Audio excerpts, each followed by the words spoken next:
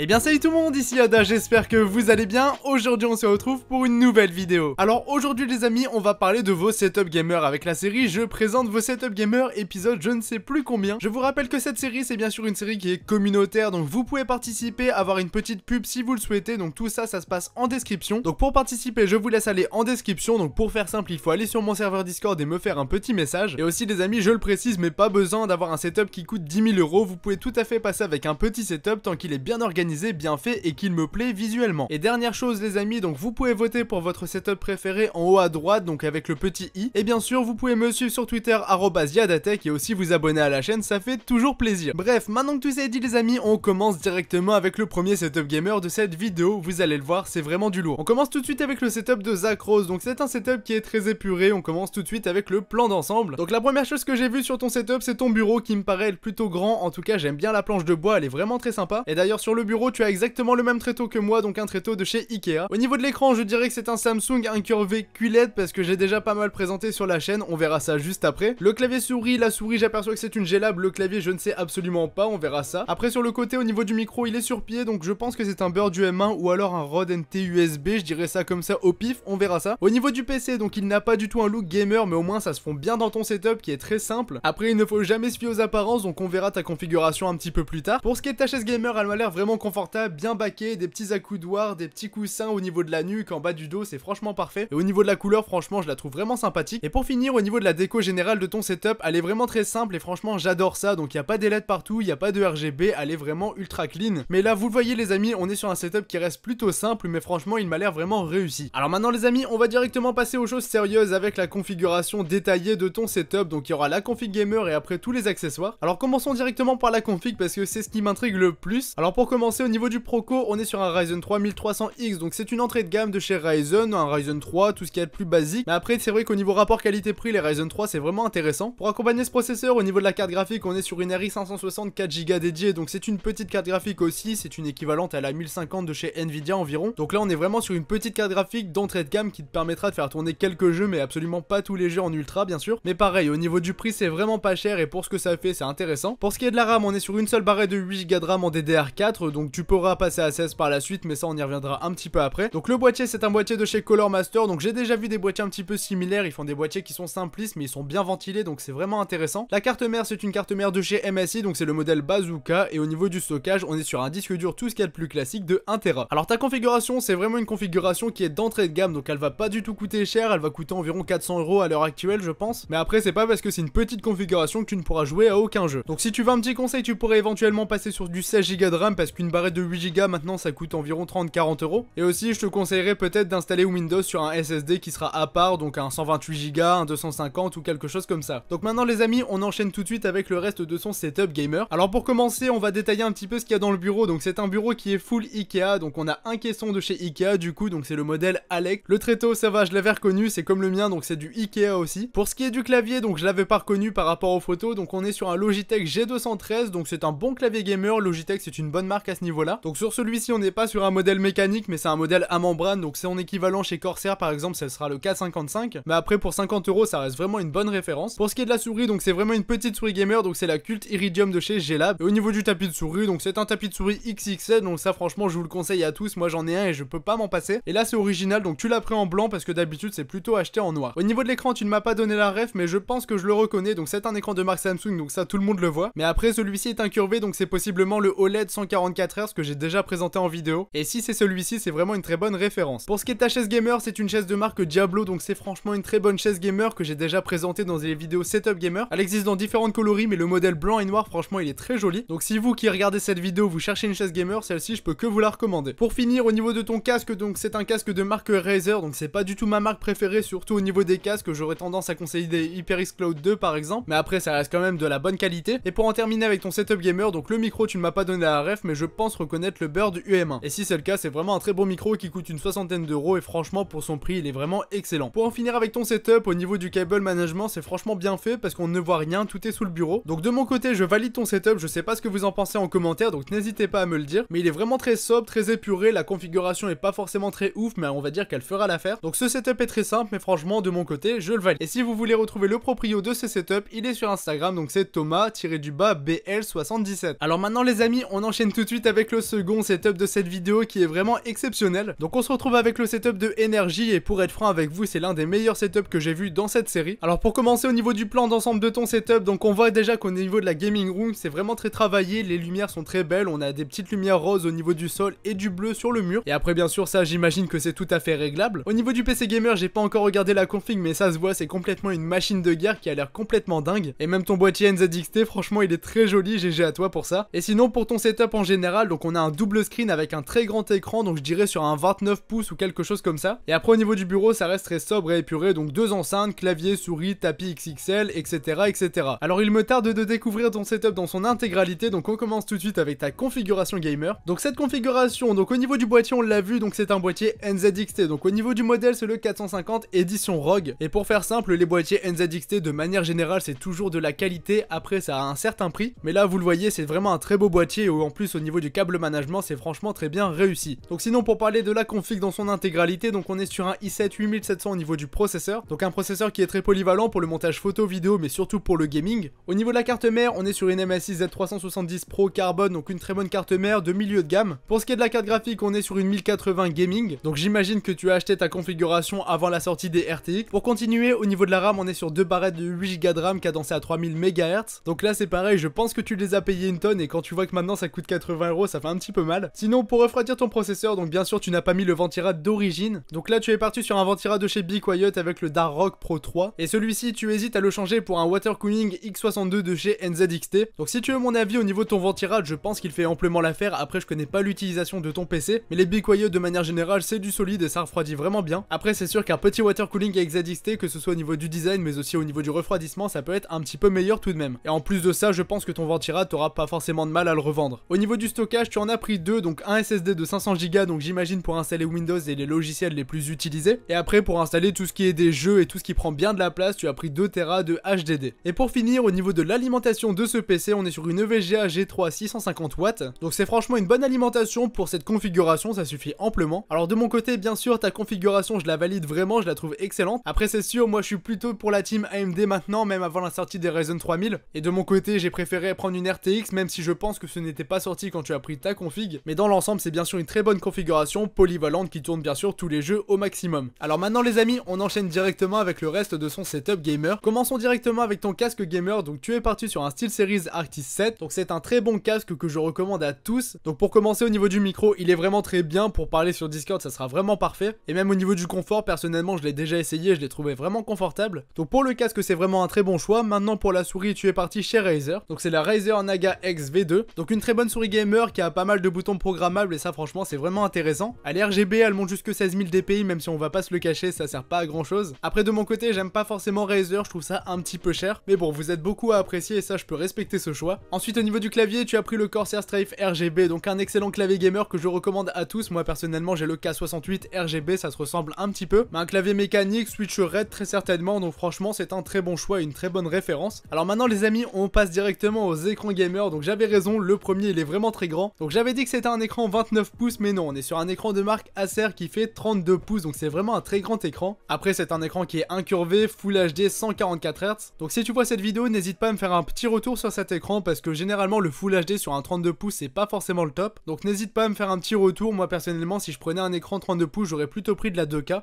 Et sinon pour accompagner cet écran, donc de nouveau un écran de marque Acer, mais c'est un écran 24 pouces Full HD 75 Hz. Donc c'est sûr c'est ton écran secondaire, donc ça sert toujours d'avoir deux écrans, moi je le conseille à tous. Et pour un meilleur rendu visuel, tu as mis tes deux écrans sur un pied qui est complètement amovible et ça franchement c'est un très bon choix. Donc sinon les amis, on enchaîne de nouveau. Donc au niveau du tapis de souris, on est sur le Colomaster Switch RX. Donc c'est une très bonne référence pour un tapis de souris, c'est un tapis XXL, donc comme je le conseille à tous et tout le temps. Au niveau des enceintes, j'avais reconnu la marque, donc on est sur des Logitech. Au niveau de la ref, on est sur les Z506 qui vont en 5.1, mais tu as changé pour les mettre en 2.1. Donc la marque Logitech pour faire des enceintes etc. Au niveau du son de manière générale, c'est vraiment une bonne référence. Pour continuer un petit peu avec les enceintes, tu as aussi un petit Google Home Mini, et ce Google Home te sert à contrôler les enceintes RGB et ça franchement c'est un très bon choix parce que tout ça, ça te permet de contrôler la couleur de tes lumières, l'intensité de tes lumières tout simplement avec la voix et ça franchement c'est le futur. Et les amis, j'ai été étonné, donc toutes les photos ont été prises avec le Mate 20 Pro. Donc c'est un smartphone qui est vraiment excellent, vous le voyez tout simplement avec les photos. Visiblement vu comment il m'a écrit excellent, il le recommande à tous et ça franchement pour les photos en tout cas je vous le recommande. Je vous mettrai bien sûr le lien en description. Et bien voilà les amis, on en a terminé avec le setup de Energy. Donc je sais pas ce que vous en avez pensé, mais mais personnellement c'est un de mes préférés de toute la série. Le setup est dans l'ensemble vraiment très beau, les composants sont excellents aussi. On ne voit en plus de ça aucun câble, je l'ai pas précisé mais le cable management est vraiment bien fait, que ce soit sur le setup ou dans le PC. Donc ouais, là on est vraiment sur un bon setup de qualité. Tu ne m'as pas donné de réseaux sociaux, de YouTube, etc. Donc si jamais tu en veux, n'hésite pas à me DM sur Discord. Et de mon côté les amis, je vais vous laisser avec ce magnifique setup, donc on va pas en faire 3 tout simplement parce que la vidéo serait trop longue.